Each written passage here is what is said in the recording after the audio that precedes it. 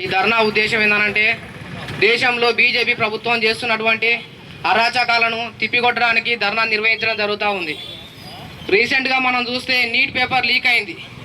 ఈ neat paper leak అయ్యి దేశంలో జంతర్ మంతర్ వద్ద సోనం వాంగ్చుక్ అనే ఒక నాయకుడు నిరాహార దీక్ష చేస్తే, శాంతియుతంగా నిరాహార దీక్ష చేస్తే తట్టుకోలేని ఈ బీజేపీ ప్రభుత్వం 20 రోజుల పాటు ఆయన ఏం ఆహారం తీసుకోకుండా ఉంటే తీసుకుపోయి బలవంతంగా ఆయనను దీక్ష భగ్నం చేపిస్తే ఈ దేశంలో, ఈ దేశ ప్రజాస్వామ్య వ్యవస్థలో రాజ్యాంగబద్ధంగా ఓట్ల ద్వారా ఎన్నికైన ప్రజాప్రభుత్వం అని చెప్పుకునే బీజేపీ ప్రభుత్వం విద్యార్థులను చిన్న చూపు చూస్తుందని స్వతంత్రంగా ఒక సోషల్ మీడియా ద్వారా కాక్రోచ్ జనతా పార్టీ అని ఒక పెద్ద బొద్దింకల సమూహం అని ఒక పార్టీ ఏర్పడింది.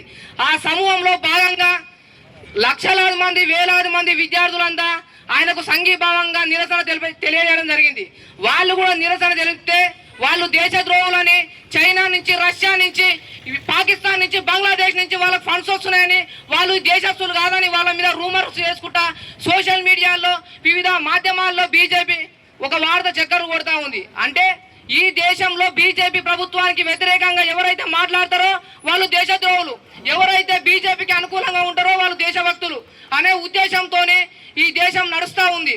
అయితే చివరికి వీళ్ళంతా కలిసి ఒక జంతర్ మంతర్ దగ్గర ఒక నిరసన తెలిపితే ఈ దేశంలో ఉన్నటువంటి ఒక బాధ్యతాయుతమైన పోలీస్ వ్యవస్థ ఉంది. ఆ పోలీస్ వ్యవస్థ కూడా బీజేపీ పార్టీ కనుసన్నల్లో పనిచేస్తూ ఈ రోజు విద్యార్థులను లాఠీలతో కొడుతూ, అక్కడ చాలా మంది యువతులు ఉన్నారు, వాళ్ళని కూడా బట్టలు, పాపం వాళ్ళు లేడీస్ అని చూడకుండా బట్టలు కూడా దించేస్తూ అనేక రకాలుగా వాళ్ళని ఇబ్బందులు పెట్టుకుంటా రక్తం వచ్చేటట్టు కొట్టిర్రు. దీన్ని సహించేది లేదని ఈ దేశంలో ఉన్నటువంటి లోక్సభ ప్రతిపక్ష నాయకుడైనటువంటి రాహుల్ గాంధీ గారు నిరసన తెలపడానికి పోతే లోక్సభ ప్రతిపక్ష నాయకుడు అయినటువంటి రాహుల్ గాంధీని కూడా ముక్కులకెళ్ళి రక్తం వచ్చేటట్టు ఘోరాతి ఘోరంగా కొట్టడం మనం చూసినాం.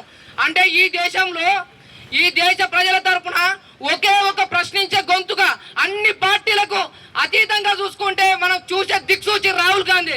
అటువంటి రాహుల్ గాంధీని కూడా ప్రశ్నించకుండా, మాట్లాడకుండా ఆయన గొంతును నొక్కేస్తూ తీసుకుపోయి జైల్లో పెట్టిర్రు, అరెస్ట్ చేసిర్రు. ప్రియాంక గాంధీని అరెస్ట్ చేసిర్రు.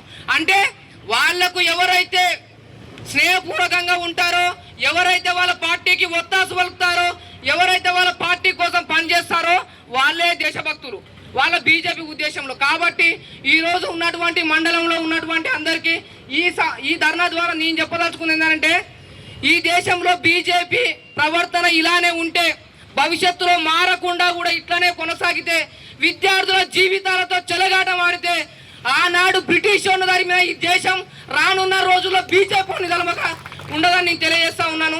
కాబట్టి దయచేసి యువకులు, ఈ దేశ మేధావి వర్గం అంతా ఆలోచించి రాబోయే రోజుల్లో కాంగ్రెస్ పార్టీని హక్కున చేర్చుకొని ఓటు బ్యాంకు ద్వారా రాజ్యాధికారం కాంగ్రెస్ పార్టీకి ఇస్తే ఈ దేశం సుభిక్షంగా నడుస్తుందని నేను తెలియజేస్తూ నాకు ఈ అవకాశం ఇచ్చిన పెద్దలకి నమస్కారాలు తెలియజేస్తా ఉన్నాను.